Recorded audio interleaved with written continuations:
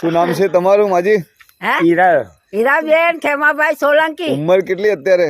મારી 85. 85 85 યર્સ. હા 3/1/1939. આઝાદી પહેલા હા ગુલામ ભારતમાં જન્મેલા. હા 8-10 વર્ષ. જય જવાન જય કિસાન. હા જય જવાન જય કિસાન. અચ્છા અચ્છા. એનું તો હું છું મારી ખડતલ ખાય, મારું પકવ્યું સૌ કોઈ ખાય.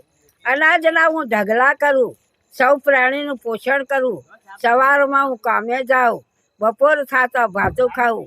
બળદોને પણ પોરો દઉં, નીરણને નીર તેને દઉં. બળદો મારું ધન છે ખરું, તેનાથી હું રૂડો ફરું. તેને સેવા નિત્ય કરું, તેનું હિત હું હૈયે ધરું. ખેતર ખેડી ચોખ્ખું કરું, તેમાં ખાતર સારું ભરું.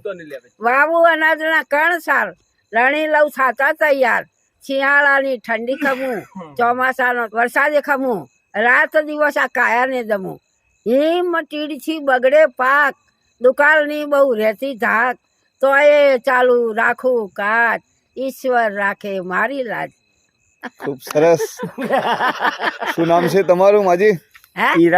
હીરાબેન ખેમાભાઈ સોલંકી. ઉંમર કેટલી અત્યારે? મારી 85. 85 85 યર્સ. હા 3/1/1939. આઝાદી પહેલા હા ગુલામ ભારતમાં જન્મેલા. હા 8-10 વર્ષ. જય જવાન જય કિસાન. હા જય જવાન જય કિસાન. અચ્છા અચ્છા. અને તમે અહીંયા ગામમાં શું કામ કરો છો? હું તો કશું નહીં સાહેબ. આ કયું ગામ છે? આ મણુદ ગામ છે. હા મણુદ ગામ. અને કામ શું કરો છો? ખેત મજૂરી? ના એના સિવાય અમેરિકા જતા રહેશે. અમેરિકા ખેડૂત નથી ગયા તો આપણે ખાઈએ છીએ શું?